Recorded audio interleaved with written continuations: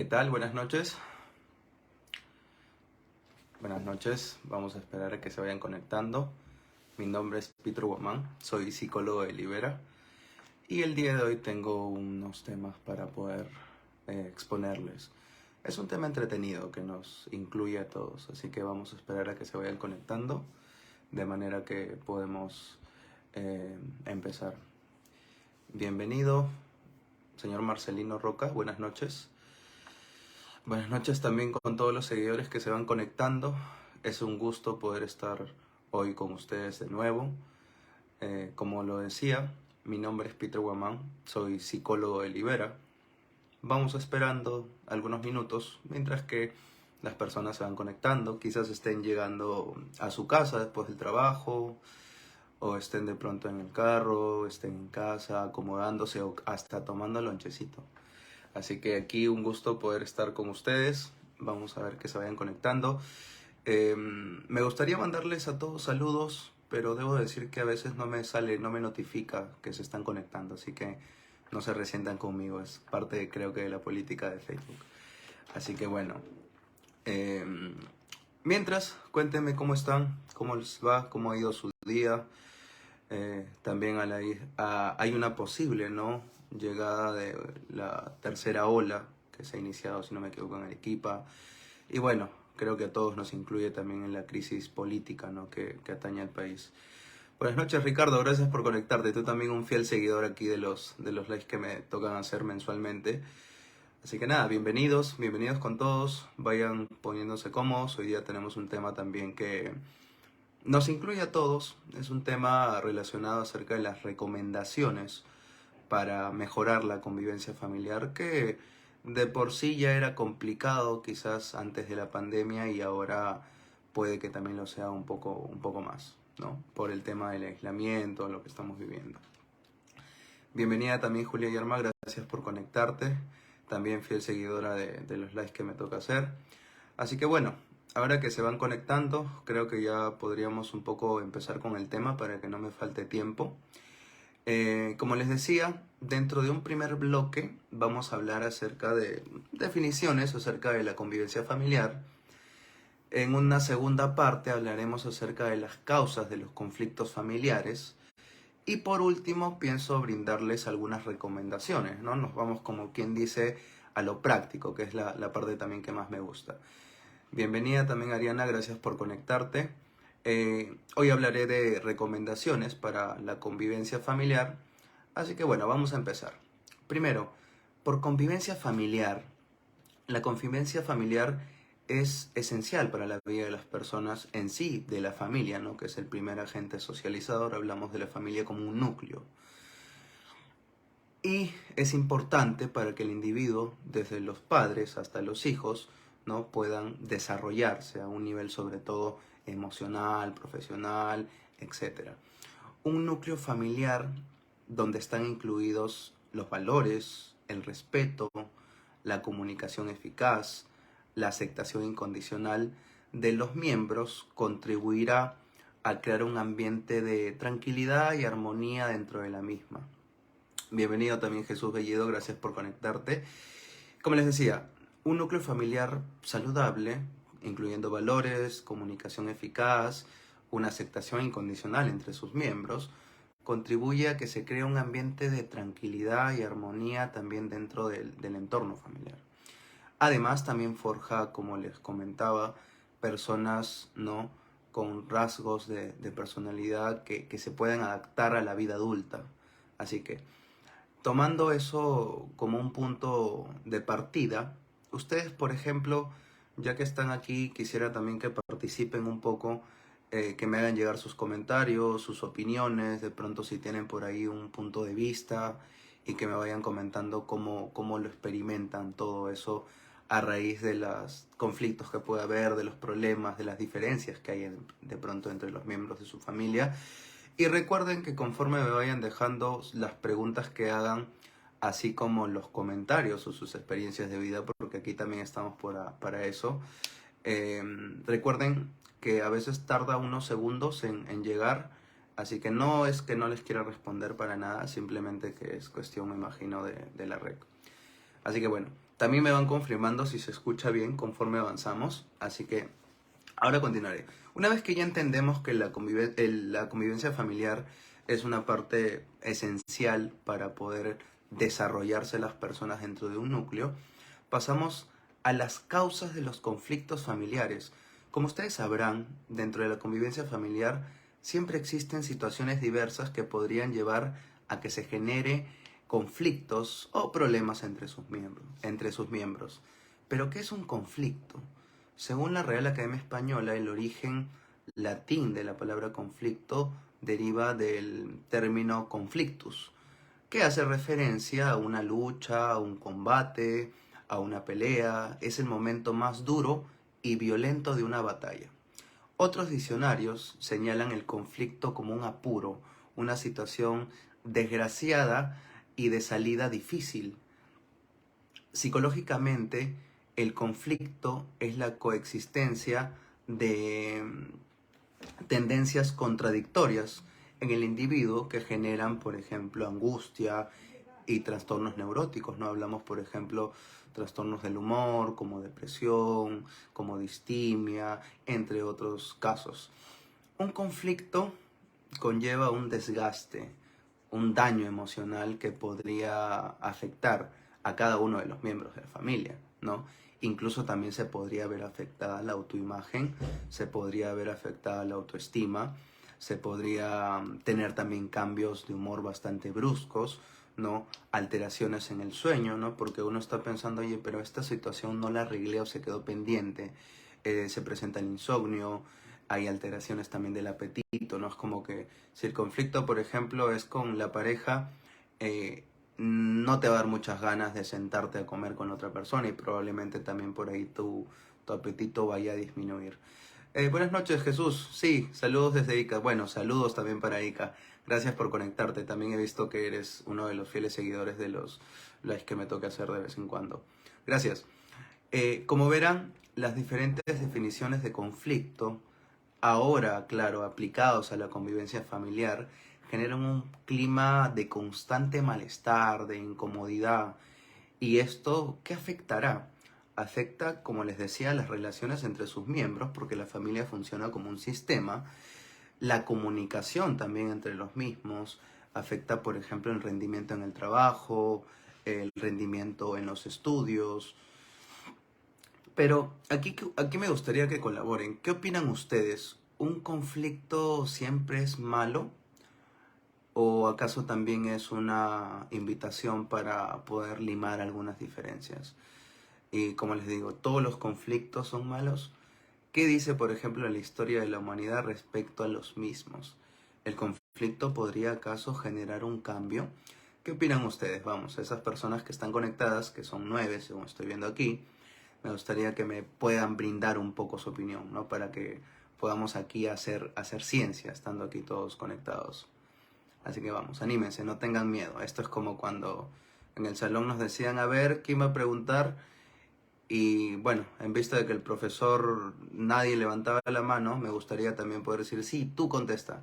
Pero no tenemos esa aplicación. Así que vamos, voluntariamente dígame alguien si para ustedes el conflicto es algo negativo necesariamente o es algo que también podría ayudar. Buenas noches, Cintia. Gracias por conectarte. Aquí Cintia nos dice que no siempre es malo. A mi opinión sirve para mejorar algo. Exacto, Cintia. Muy bien. Gracias por participar.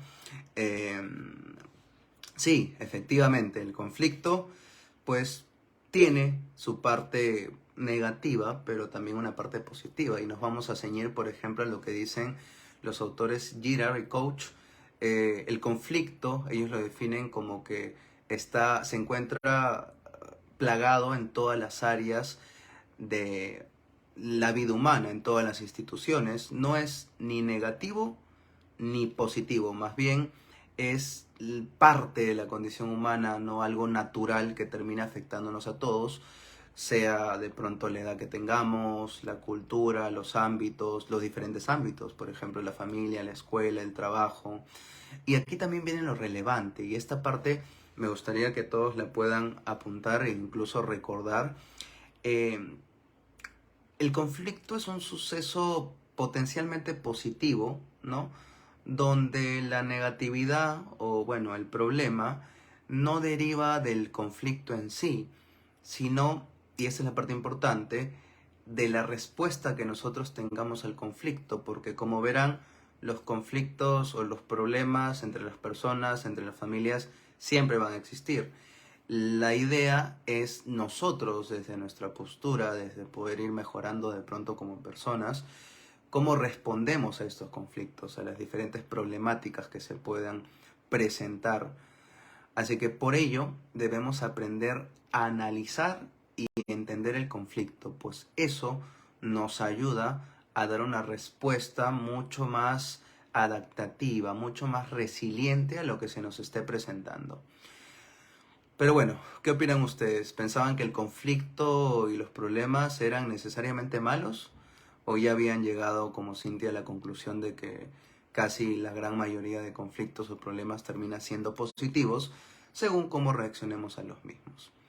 Ahora hablaremos sobre algunos tipos de conflictos, por ejemplo, los conflictos entre padres e hijos, los conflictos entre los mismos padres, ¿no? Que sería la pareja, los conflictos entre hermanos, y etcétera.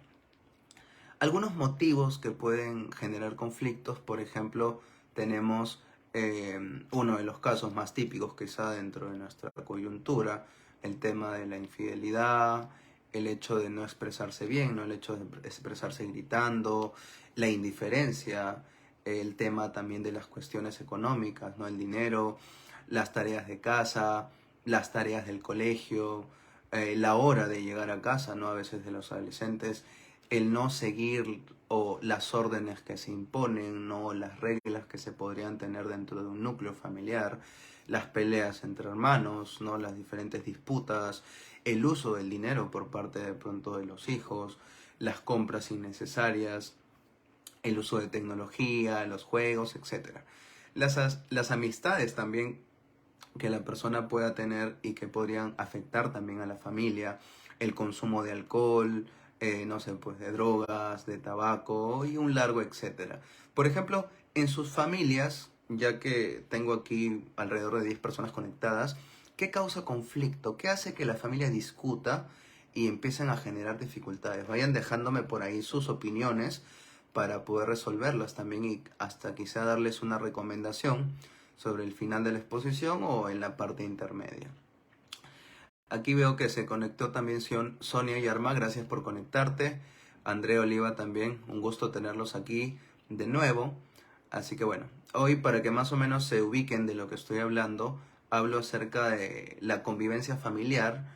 Primero una definición, luego las causas que podría generar un conflicto. Por ahí les iré también lanzando algunos datos sobre estudios que se han realizado. Y por último, las recomendaciones, ¿no? Nos vamos a la parte práctica que tanto nos gusta. Así que, mientras que me van dejando de pronto sus diferentes opiniones, les dejo un dato. Según un estudio, las madres piensan que discuten más con sus hijos por tareas del colegio y el uso de tecnología, o sea, de las redes, juegos, etcétera, mientras que los hijos piensan que discuten más con sus madres por el uso del dinero, las compras que se puedan hacer, la forma de vestir, la ingesta del alcohol y el tabaco. Otros estudios señalan que la edad de los padres, en especial de la madre, parece tener un efecto positivo, ¿no? Porque según lo que dice este estudio, presentan un mayor control interno y una percepción de que controlan mejor las situaciones conflictivas, lo que ayuda a que actúen activamente para superar conflictos familiares, adoptando una postura, vamos a llamarle, más de negociar, no más de pronto negociar hasta llegar a un punto. Bienvenida Georgina Conde, gracias por conectarte. Hoy estoy hablando acerca de la convivencia familiar y brindando también algunas recomendaciones. Hablando de estudios, otro estudio señala que los adolescentes tienden más a dominar e intentar salirse con la suya cuando los conflictos son de relevancia para sí mismos o ignoran cuando son de los padres, ¿no? Si es algo de pronto que está dentro del común del adolescente, siempre va a querer salirse con la suya, ¿no? Por ejemplo, hablamos de una forma de vestir o, no sé, pues hasta hacerse un tatuaje, ¿no? Pero si es un conflicto que es netamente de los padres, pues prefieren, como lo dicen, ¿no? Mantenerse poco cooperativos y no tienden a negociar. Ahora, siguiendo con la línea de lo que hablábamos acerca del conflicto familiar, siempre se encuentra impregnado de una alta carga emocional que puede resultar en dos dimensiones. Pero primero hagamos una pausa, que acá Georgina nos acaba de saludar. Buenas noches, Georgina, desde Santa Cruz, Bolivia. Genial, un saludo para nuestros hermanos bolivianos. Bienvenida igual, como te comenté, creo que no escuchaste mi nombre, pero mi nombre es Peter Guamán. Soy psicoterapeuta de Libera y hoy hablo acerca de los conflictos familiares, ¿no? Hablamos sobre el conflicto, recomendaciones también para los mismos. Gracias por estar conectada. Así que, como les decía, ¿no? Siguiendo la línea de lo que hablábamos, un conflicto está impregnado de una alta carga emocional y siempre esto se puede dividir en dos dimensiones. La parte positiva del conflicto es que puede llegar, depende cómo se le maneje, ¿no?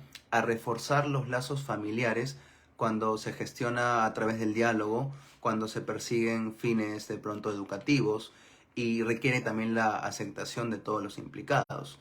Es negativo porque puede llegar a dañar grave e incluso muy generalmente a todas las personas.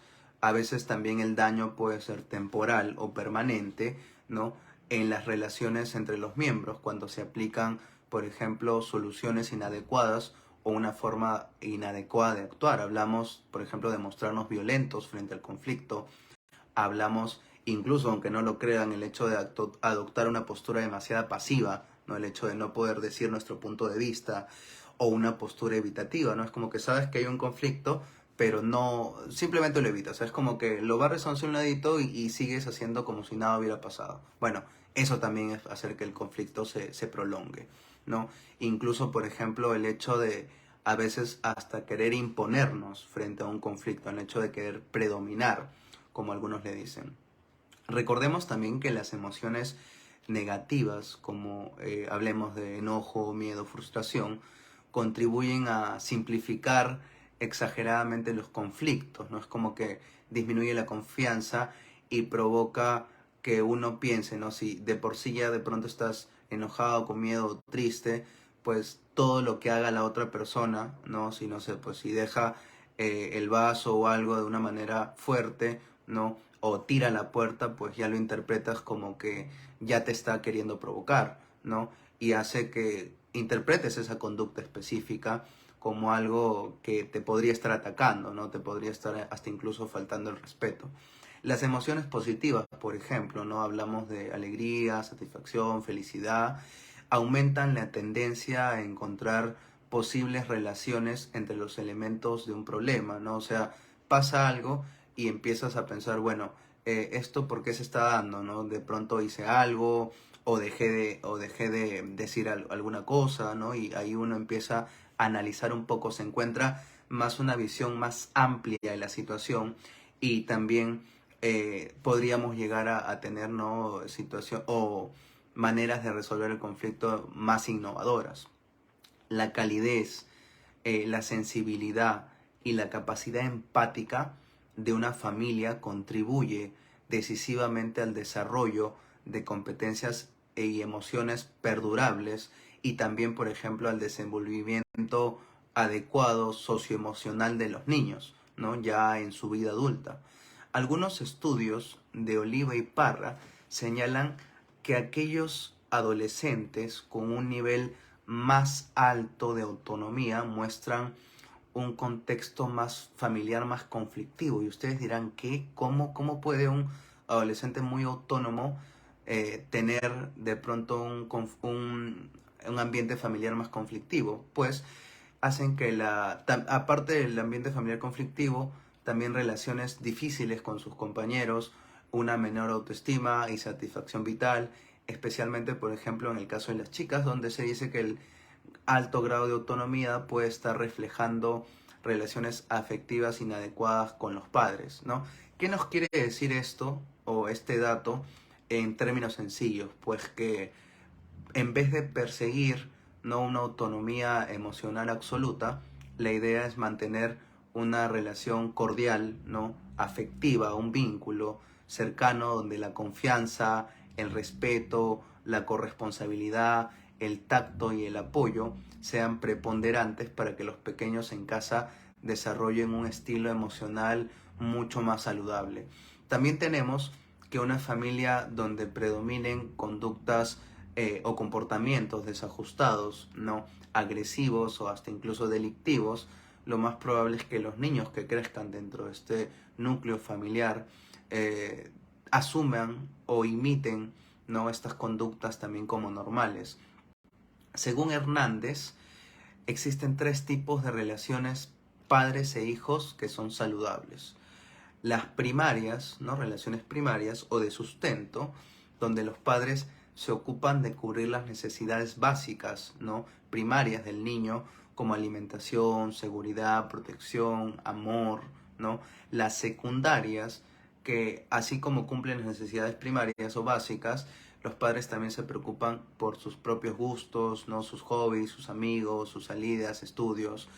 Y las terciarias o de acogida, que engloba a las dos anteriores, pero también es ir de pronto más allá de la gran mayoría de estándares sociales o limitaciones, ¿no?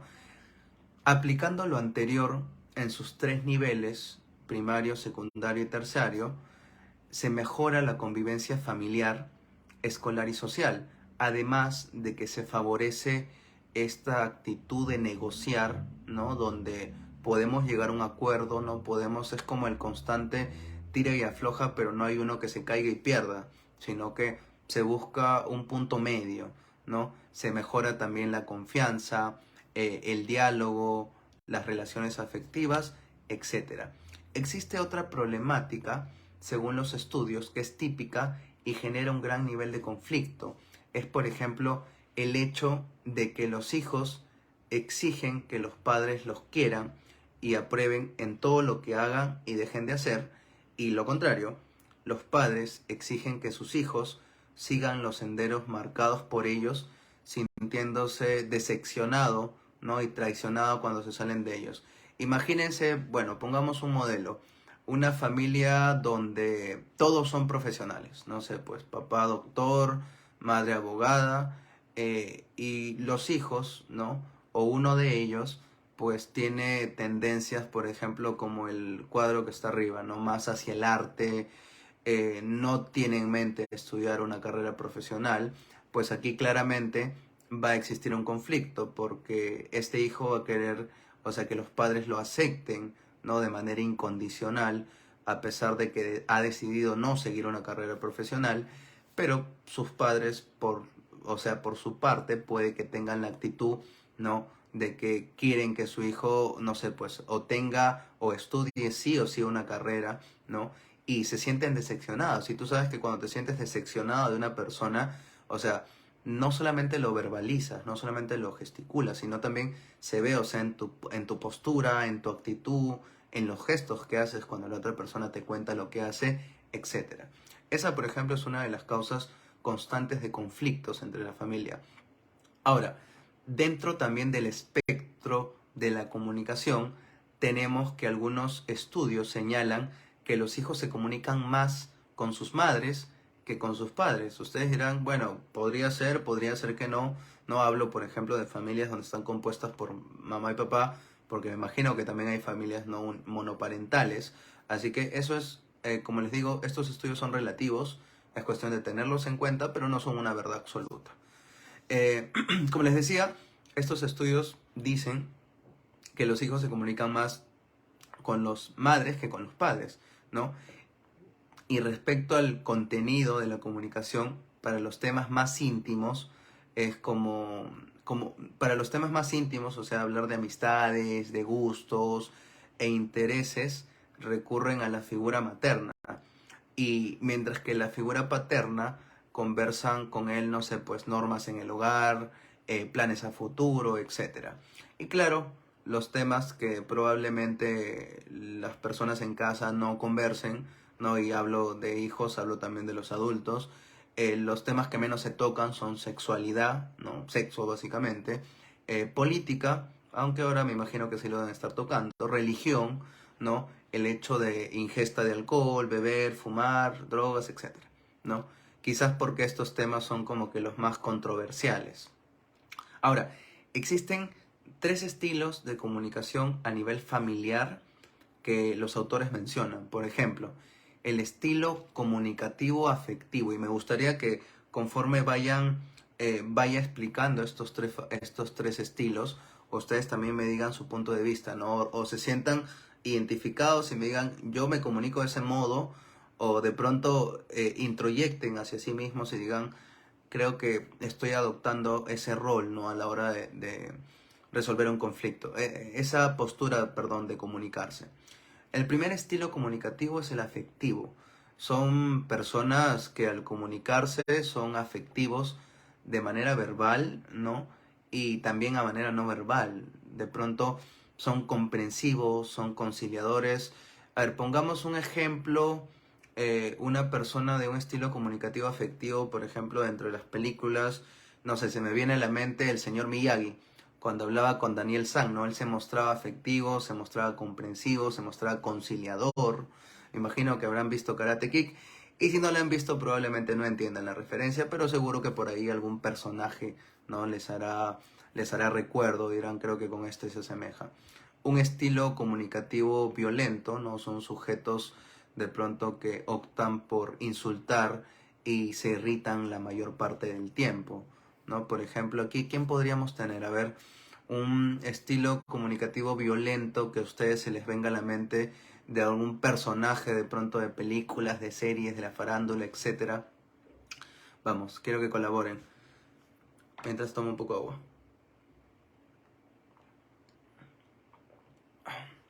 Por cierto, bienvenido Extrover Castro, gracias por conectarte. Lola Juárez también, bienvenida. Hoy estoy hablando acerca de recomendaciones para mejorar la convivencia familiar. Así que bueno, hay un poco que están ya con el tema claro del que estoy hablando. Bueno, un estilo de comunicativo autoritario, que es el tercero, es donde la persona no se muestra violenta, pero puede mostrarse indiferente y frío al comunicarse, ¿no? Es como que busca controlar y dominar al otro. Ahora, me imagino que ya que están callados, probablemente se han identificado con alguno de estos estilos, ¿no? Y espero estén haciendo una introspección hacia adentro y digan, creo que estoy siendo muy autoritario, o puede que esté reaccionando de manera violenta y puede mejorar, ¿no? Sobre todo, como les digo, buscando un estilo comunicativo más afectivo y yo le diría hasta asertivo, ¿no? Con el hecho de ser más comprensivo, buscar negociar, etcétera. Así que cabe señalar que un nivel más alto de carga emocional en los conflictos entre padres e hijos, eh, perdón, la carga emocional es más alta cuando hay conflictos entre los padres y los hijos que cuando hay conflictos entre hermanos. Por ejemplo, en la etapa adolescente o preadolescente, ¿no? Que va de 10 a 12 años, los motivos de discusión más frecuentes, y me imagino que las personas que son madres y están conectadas se sentirán identificadas. Incluso me gustaría que me digan si por ahí tienen otro motivo o causa de conflicto con sus hijos adolescentes. Es, por ejemplo, la desobediencia, ¿no? El hecho de no seguir una norma o cumplir algo que se les deje, por ejemplo, ¿no? Como tarea. El hecho también, así como es la desobediencia, es la actitud de ser obediente, pero de manera forzada, ¿no? Donde es como que lo hace como si nos estuvieran haciendo un favor, ¿no? Las cuestiones, por ejemplo, académicas, especialmente, no sé, pues por no hacer los deberes, las malas clasificaciones, ¿no? Los desaprobados, falta de autocontrol también en el uso de redes, ¿no? Hablamos de juegos, no sé, pues el televisor, la tablet, el celular, etcétera, ¿no? Las videoconsolas también, no sé, pues el Play, entre otros. y también comportamientos inadecuados, ¿no?, entre los padres, donde los hijos perciben, no sé, pues que los padres pelean mucho y eso ya también es un conflicto porque te hace pensar, oye, si ellos no se llevan bien, ¿no? Entonces, ¿cómo podría llevarse bien conmigo, ¿no? Aparte de que eso genera malestar y es como que también te deja pensando, o, por ejemplo, en las situaciones donde se le da preferencia, ¿no? O se tiene un hijo favorito y no hay una igualdad, por ejemplo, entre los hermanos. Ahora, las recomendaciones para mejorar el clima familiar son las siguientes, ¿no? Para construir un clima familiar adecuado se necesita valores mínimos de respeto. A ver, aquí hagamos una pausa. Georgina nos dice, gracias a Libera mi hijo está más comunicativo y afectivo. Qué estupendo, Georgina. Me alegro de que tu hijo haya podido encontrar en Libera, ¿no?, un psicoterapeuta que lo pueda ayudar a descubrir, ¿no?, lo que es la comunicación asertiva, el hecho de poder gestionar sus emociones, porque gran parte de poder resolver un conflicto es justamente eso, ¿no? Poder decir, porque un conflicto, la primera reacción obviamente va a ser que uno se enoja, ¿no? O te incomodas o te irritas. Entonces, si tú estás en esa posición o en esa postura con esa emoción muy intensa, pues probablemente respondas mal o grites, ¿no?, o ignores.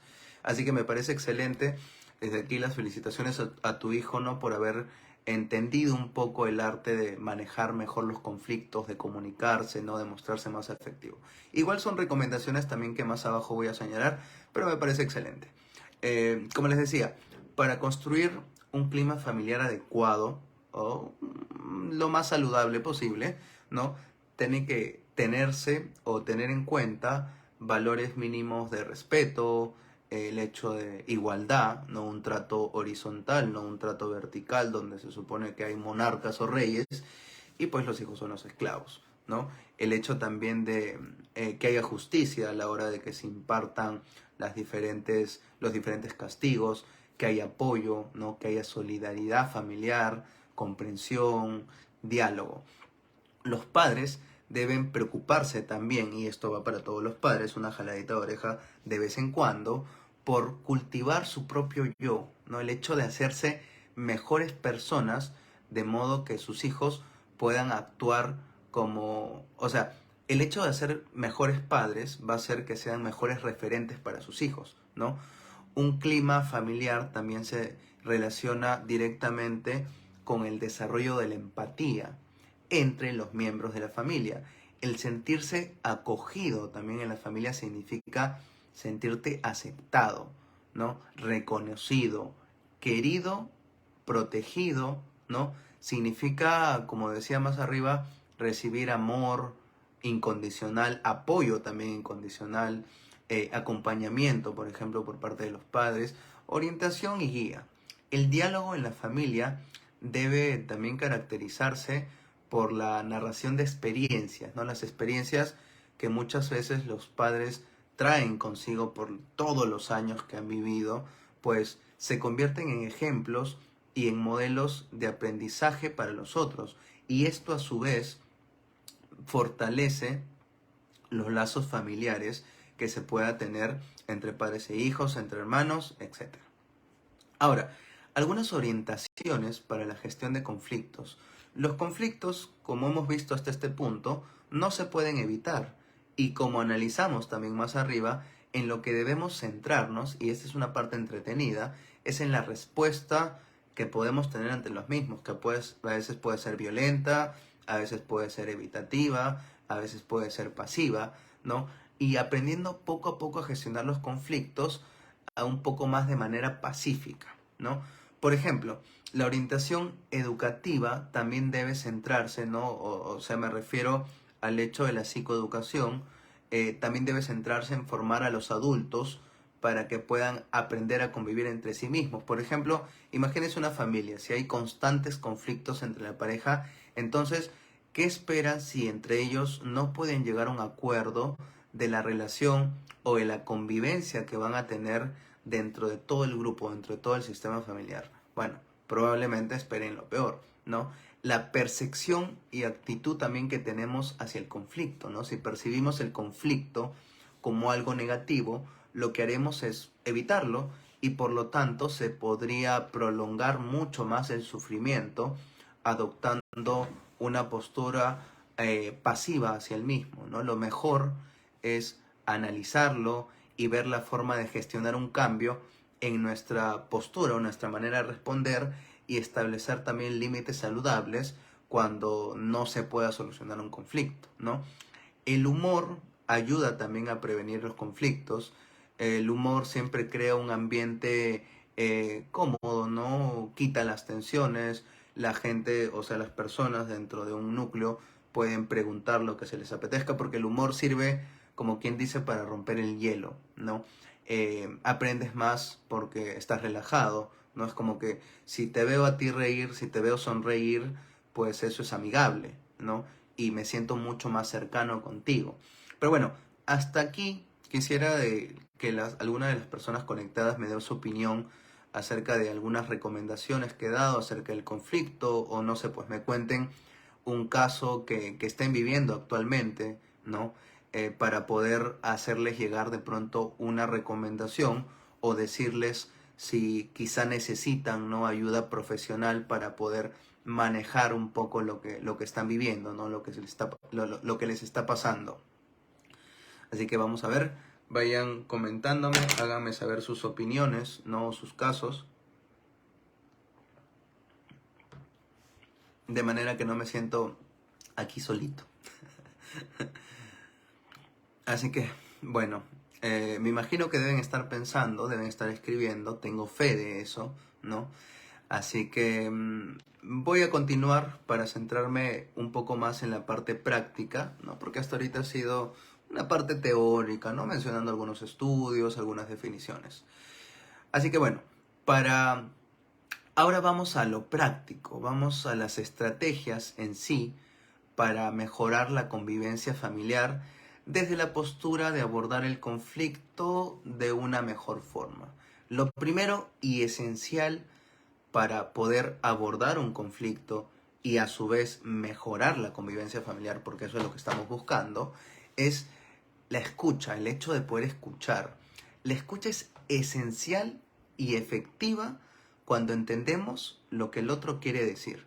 Ahora, ustedes me dirán, pero ¿qué tiene que ver escuchar, no? ¿Qué tiene que ver con esto? Bueno, necesitamos primero y antes que nada aprender a escuchar, utilizando no solamente de pronto los oídos, sino todo nuestro cuerpo, ¿no? El hecho, de pronto, imagínense que vas a escuchar a alguien y te sientes así, con los brazos cerrados, o te sientas, no sé, pues así, o como que no le prestas atención, ya le estás diciendo a la otra persona a nivel de lenguaje no verbal que no te interesa lo que está diciendo, ¿no?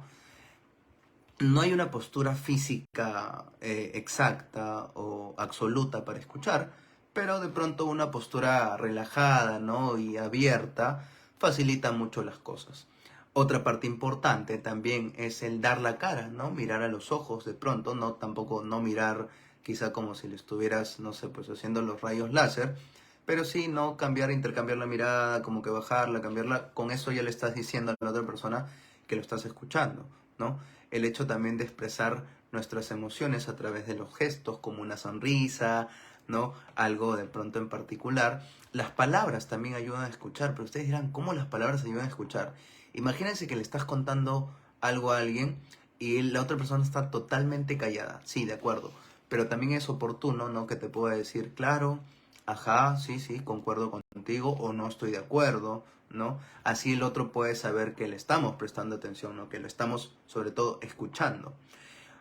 Un caso, hablemos de un caso, esto lo hace más práctico, más divertido. Sería un adolescente que le llaman la atención por alguna razón. Imaginemos que llegó tarde cuando el horario indicado para que llegue era a las 8, ¿no? Y lo que opta es por, no sé, pues sentarse, ¿no?, mientras que le están llamando la atención y se desconecta. Sus ideas están en cualquier otro lado. Obviamente esto enfurece mucho más a los padres y porque piensan, ¿no? No me está prestando atención, ¿no? O por ejemplo, imagínense una situación de pareja donde, no sé, la esposa llega muy estresada, no sé, del trabajo, empieza a contarle las cosas que le pasaron en el día a día a su pareja y él simplemente se pone a hacer otra cosa, no le escucha, ¿no? Y cuando ella le pide un consejo, él no sabe de qué estabas hablando y obviamente es un claro indicador que no te están escuchando, ¿no? Así que de ahí ya viene un conflicto, deriva de pronto que ella se ofusque, ¿no? Que se enoje, etcétera.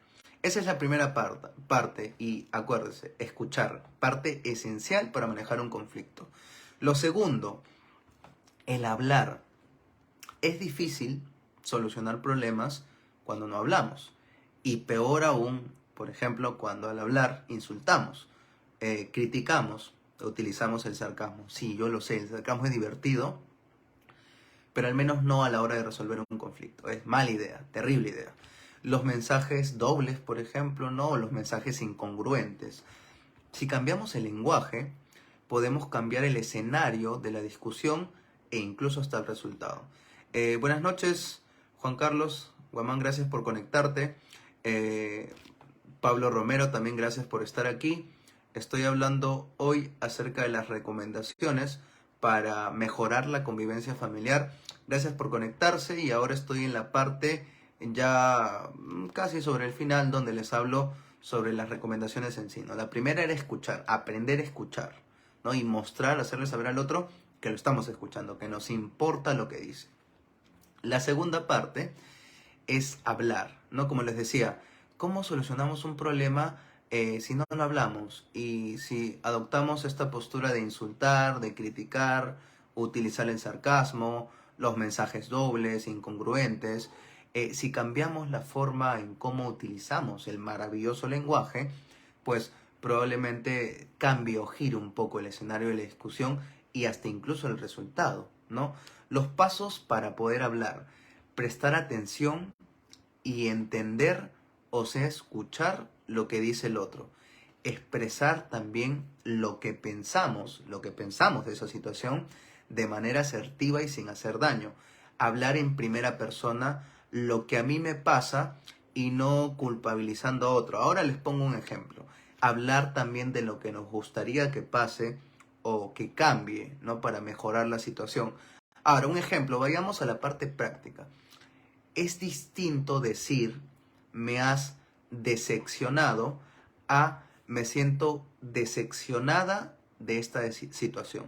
Al decir me has decepcionado, estás criticando al otro, lo estás juzgando, estás atacando, ¿no? Su autoimagen, su efectividad. Pero en cambio, cuando dices me siento decepcionada de la situación, le estás diciendo, creo que es más el contexto, ¿no?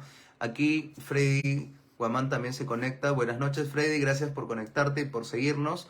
Ahora estoy en la parte donde estoy brindando las recomendaciones para mejorar la convivencia familiar. Así que siguiendo con el ejemplo que les decía, es distinto decir me irritas y me fastidia tu presencia a decir disculpa, pero ahora no me siento muy cómodo contigo. Creo que quizás en otro momento. Es totalmente distinto. Como verán, cambia y la otra persona también recibe el mensaje de una manera un poco más amena, ¿no? No es tanto como que te juzgo o te ataco, no es. Podríamos mejorarlo. Por ejemplo, la clásica, ¿no? Eres un inútil o eres palabras mayores, ¿no? Podríamos cambiar ese eres un inútil por haces algunas cosas que no me gustan, ¿no? Que podrías mejorarlas. Otra clásica, no se puede hablar contigo. Podríamos cambiar esa expresión por un me cuesta entenderte, quizás podrías decirlo de otra manera. Y como verán, el hecho de poder hablar, el hecho de poder comunicarte, ¿no? Incluso, como verán, poder hasta cambiar tu tono de voz podría ayudar en serio y de manera superlativa a que manejen mucho mejor los conflictos. La gente no lo cree, pero es cierto. Otra cosa que había notado, no sé si a ustedes les pasará, pero ahora que utilizamos mascarilla tenemos que utilizar o alzar mucho más la voz. No sé si lo habrán notado. Por ahí me dicen si les ha pasado y incluso a veces he sentido que me están gritando, pero no me están gritando, sino que es por el tema de la mascarilla. La tercera parte para poder mejorar nuestra actitud frente a los conflictos es el hecho de participar, ¿no? Dar también a la otra persona o a todos los miembros de la familia, si hablamos de un conflicto familiar, ¿no? A que puedan opinar, ¿no? Porque hacerles, por ejemplo, preguntar, ¿no? Que opinen, es reconocer y a la vez validar, ¿no? Escuchar bien, escuchen bien, validar su forma de pensar, de sentir y de actuar. ¿Cómo sabes si estás permitiendo que todos participen en el conflicto? Plantéate las siguientes preguntas. Y acá les doy una recomendación, por favor, para todos esos adultos mayores que están en casa.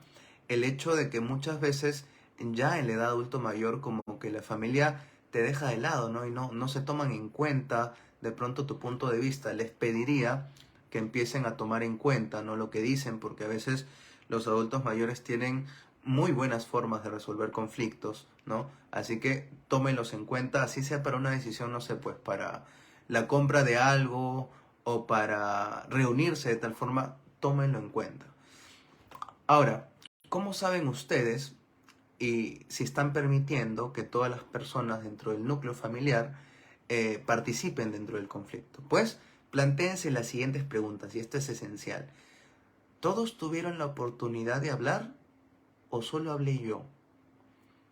Los más pequeños también, o sea, no sé, pues los hijos, o solo hablaron los adultos. Eh, ¿Dejas hablar al otro sin interrumpirlo? No sé, pues una discusión entre padres y hijos donde uno alza más la voz que otro. En mi núcleo familiar nos peleamos para hablar o cada uno tiene su turno. Como verán, el hecho de permitir que todos participen, ¿no? Dentro de la resolución de un conflicto es una parte esencial y primordial porque estás validando, ¿no? Lo que el otro piensa, por más que quizás no sea la gran idea, es parte también, por ejemplo, ¿no? Si tú dejas que un adolescente participe dentro de la solución de un conflicto, estás también desarrollando su autonomía, la forma en cómo va a tomar decisiones, su seguridad, el hecho, por ejemplo, de que pueda expresar también lo que piensa. La cuarta recomendación para mejorar los conflictos y la convivencia familiar en sí es, en ocasiones, un conflicto puede ser difícil de gestionar, ¿no? Las diferencias o incluso por la misma forma en que cada persona se caracteriza en mostrar afecto. El problema es cuando se nos olvida de mostrarlo. ¿Por qué el mostrar afecto es tan importante a la hora de resolver un conflicto o momentos previos o durante o después?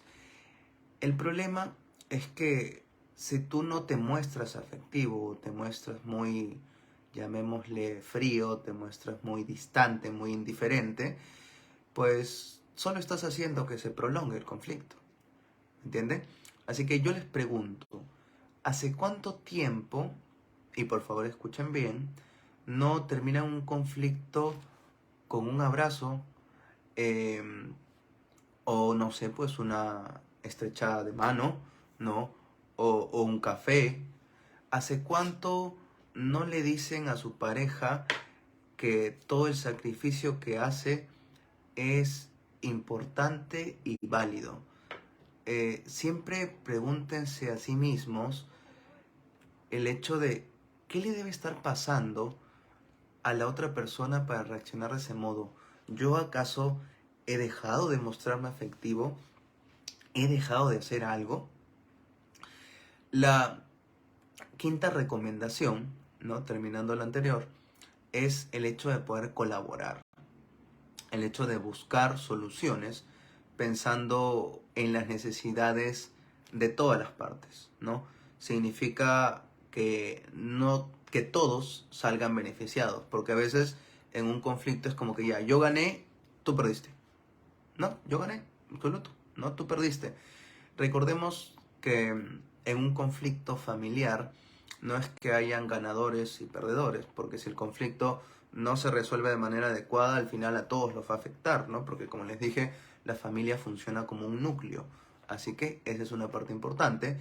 Aquí se aplica también una colaboración cooperativa entre todos, ¿no? Y hay que preguntarnos, que son a veces quizás cosillas que no se nos pasan por la mente, pero que son importantes, ¿no? ¿Qué quiere el prójimo? Y también importante, ¿cómo nos sentimos? ¿no? ¿Qué necesito yo? ¿Qué necesita la otra persona? ¿No? ¿Por qué tiene esa actitud? ¿Para qué la tiene? ¿No? ¿Qué está buscando? Disculpen. ¿En qué coincidimos? ¿No? ¿Cuál es el objetivo de pronto en común? ¿No? ¿Qué tenemos en común para poder solucionar este tema? ¿Cómo podríamos solucionar esto juntos? ¿Habría de pronto algún término medio, un punto donde ni él gane ni yo pierda y podamos llevar la fiesta en paz? ¿No? ¿Cómo construir también, por ejemplo, un acuerdo, ¿no? Hasta incluso, ¿no? Si hay un conflicto constante en la casa por quién saca la basura, pues, no sé, pues elaborar hasta un calendario donde diga, ¿no? De lunes a domingo, qué tipo de personas, no sé, pues, papá saca el lunes, mamá el martes y así consecutivamente, ¿no? Para ir de alguna forma organizándose mejor y así se evitaría un conflicto. Buenas noches, Anaís Navarro, gracias por conectarte. Entonces, en la familia es mejor mantenernos de forma neutral en un conflicto. Bueno, la forma neutral, si la estoy interpretando bien, sería una forma pasiva, ¿ya? Y la forma pasiva es mala idea, porque es como que imagínate que el otro te está reclamando algo y tú te quedas, no sé, pues pasmado y no le respondes o no sabes qué decir. No sé que a veces es complicado, pero lo que debemos hacer es primero, como lo decía, aprender a escuchar, aprender a hablar, a poder responder a la necesidad que tiene el otro, ¿no? El hecho de también mostrarnos afectivos, ¿no? Por ejemplo, si hay un conflicto donde sabes que es algo prolongado, es algo que afecta mucho, pues quizás también aprender a mostrarse interesado, pero no también recalcándolo siempre, o sea, como, a ver, podríamos decirle en nuestra cultura, ¿no? Como que siempre sacar los trapitos sucios, porque lo único que llevaría a eso es a que se presenten más dificultades, ¿no? Así que una postura neutra es mala idea. Lo mejor es tener una postura activa o negociadora y por último, ya si no se puede resolver, entonces buscar ayuda profesional para aprender nuevas formas, ¿no? De resolver ese conflicto de manera que no se hace tan prolongado ni afecta el bienestar de todas las personas dentro de casa. Otra recomendación que les quería comentar es el hecho de cambiar el escenario. Los conflictos a veces se ven disparados por situaciones que despierten recuerdos negativos, ¿no? Por eso mismo son factores externos que podemos modificar. No es igual conversar, no, pues, no sé, pues en la habitación de siempre, en el dormitorio o en la sala, ¿no? A conversar, digámosle, en un café, ¿no? Con vista al mar. eh, Cambiar el lugar o incluso el momento hace que se favorezca, ¿no? La conversación, la comunicación asertiva y también de una u otra manera, ¿no? Es importante, yo sé que de pronto no piensen lo contrario, pero a veces incluso postergar una conversación es necesario porque hay algunas situaciones donde dadas las circunstancias y la postura de cada persona, pues está en un punto muerto, ¿no? Tú quieres rojo, yo quiero rojo, o por ejemplo tú quieres blanco, yo quiero negro y entonces ¿qué hacemos? Y en vez de eso, pues hacer un cambio de estado, cada uno retirarse a un lugar distinto y quizás retomar la conversación cuando ya se esté ambos más calmados, ¿no? Esto no quiere decir obviamente evitarla, ¿no? Solo que hay ocasiones donde la carga emocional es sumamente alta o intensa y pues a veces también falta tiempo para aclarar todo, ¿no? Si es un conflicto que viene de años, pues a veces no te va a alcanzar todo el tiempo para poder hablar del mismo, así que incluso postergarlo es buena idea. Lo otro y lo último es el hecho de reforzar vínculos familiares. Organizar de pronto actividades, ¿no? Planificar por orden de prioridad cada miembro de la familia las actividades diarias, ¿no? Para que así no estén, como se dice, en esta constante disputa o, no sé, pues diferencia, ¿no? De por qué no hiciste esto, por qué no hiciste lo otro, ¿no? El hecho también, incluso, no sé si han ido a algunos lugares donde hay reglas de uso, ¿no? No sé, pues un resort, un hotel, donde dice, no, por favor, estas son las condiciones de uso, las reglas, las normas, los límites. Bueno, incluso implementar ese tipo de normas en casa, pues también sería muy saludable, ¿no? Por ejemplo, en casa no se llega hasta después de esta hora, y si se llega después de esta hora, pues primero se avisa, ¿no? O no se fuma dentro de esta casa, o no sé, pues no se dicen groserías, etcétera. Por formas que ustedes pueden ir aplicando a su realidad, ¿no? El hecho también de incorporar una rutina de intereses y gustos personales, ¿no? Donde todos también puedan de pronto hasta incluso compartir. El hecho también, ahora que estamos en pandemia, porque creo que todas las recomendaciones que les he brindado incluyen también el modo pandémico, es promover también la comunicación virtual, ¿no? Realizar reuniones como días, no sé, pues la tarde de lonchecito, ¿no? Donde se puede reunir la familia, ahora que estamos en modo COVID, ¿no? Y cada uno, no sé, pues tenga su lonchecito, su café, ¿no? Y puedan conversar, interactuar, cada uno dar su punto de vista, como les digo. Incluso, por ejemplo, los cumpleaños, ¿no? El otro día me contaba una paciente de que le habían hecho un cumpleaños a su hijito de manera virtual, ¿no? Es como que los payasos estaban en un lado en su zona y del otro lado estaban cada uno de los invitados, ¿no? Una cosa, pero bastante divertida. Ahora, incorporar actividades también agradables, ¿no? Por ejemplo, juegos de mesa, hablemos de ver películas, series en familia, o meterse incluso, por ejemplo, a un curso donde se aprenda idiomas, cocinar juntos, que es una actividad muy divertida, hacer ejercicio juntos, ¿no? Así que bueno, hasta aquí, mis queridos seguidores, hemos llegado con el tema de hoy, que es la convivencia familiar, cómo mejorarla, ¿no? Las recomendaciones para la misma. Así que bueno, espero que les haya gustado el tema. Me gustaría que en estos 3 minutos que quedan, de pronto me den algunas ideas para un tema futuro, ¿no? Porque vuelvo, creo que a mediados o finales de julio. Así que si me dejan un tema, sería buena idea para saber también su punto de vista, ¿no? De qué les gustaría a ustedes que hable. No sé, pues se les ocurre, pero no me pongan temas controversiales, por favor. No puedo hablar de política, religión, eso no. Busquen algún tema y sería genial que me lo puedan escribir, por ejemplo, en comentarios. Aquí Georgina nos dice, en un hogar hay que escuchar, hablar, participar y organizar los vínculos familiares. Gracias. Muchas gracias, Georgina. Sé que estás desde Bolivia. Un gusto tenerte conectada, que me hayas podido escuchar. Quizás hasta, no sé, pues sentirte identificada con alguna de las cosas que dije. Gracias de nuevo a todos por participar, a todos los que se fueron conectando. Así que bueno, para finalizar, la reflexión final, o llamémosle la parte de la galletita de la fortuna cuando lo abres. Podemos llegar a la conclusión de que los diversos episodios de crisis o tensión dentro de la familia son necesarios para limar diferencias y llegar a acuerdos también beneficiosos para la mayoría de los miembros. También es importante tener en cuenta que en caso de que el conflicto sea muy agudo, se debe también acudir a un profesional de la salud mental, sea psicólogos, ¿no? Para poder recibir una consejería y una guía para poder solucionarlos, ¿no? Recordemos que todos los episodios difíciles son la oportunidad idónea para empezar un cambio o establecer límites saludables también con los miembros de la familia. Remontémonos, por ejemplo, a la historia. La gran mayoría de cambios que se han dado a lo largo de toda la historia, siempre ha habido una revolución, una batalla, un conflicto, ¿no? Así que los conflictos, créanme, ayudan. Así que bueno, espero que les haya gustado el tema. Aquí Elba Gay también nos deja sus gracias. Gracias de verdad, Elba, por conectarte. Espero que sigas conectándote a siguientes también lives que tenga que hacer. Gracias por participar.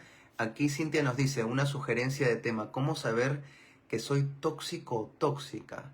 Ya lo voy a tener en cuenta, ¿no? Aquí Juan Carlos nos dice buenos temas para poder pensar y reflexionar en casa. Sí, lo que suelo prepararles para ustedes son temas, como se dice, aplicados, ¿no? A la vida real, hablándoles, claro está, con teoría, porque eso es importante, ¿no? Pero hablándoles también de la forma práctica, porque yo sé que más allá de escuchar definiciones, lo que quieren es decir, ¿y cómo soluciono esto? ¿No? Por eso hoy día quería que me dejen sus puntos de vista, lo que viven, el conflicto en casa. Pero bueno, sé que en el siguiente live van a estar mucho más participativos. Así que hasta aquí llego. Muchas gracias a todos por conectarse. Por favor, sigan cuidándose con el tema del COVID. Hasta ahorita incluso se habla de una tercera ola, así que a mantenerse siempre con los protocolos de cuidado. Gracias de nuevo a todos por conectarse. Para mí es un placer llegar a ustedes como cada mes. Y bueno, nos estaremos viendo en una próxima oportunidad. De verdad un gusto. Le mando un abrazo fuerte a todos. Sigan cuidándose y espero que tengan unas buenas semanas hasta que nos volvamos a ver. Gracias a todos los que conectaron. Hasta luego. Gracias.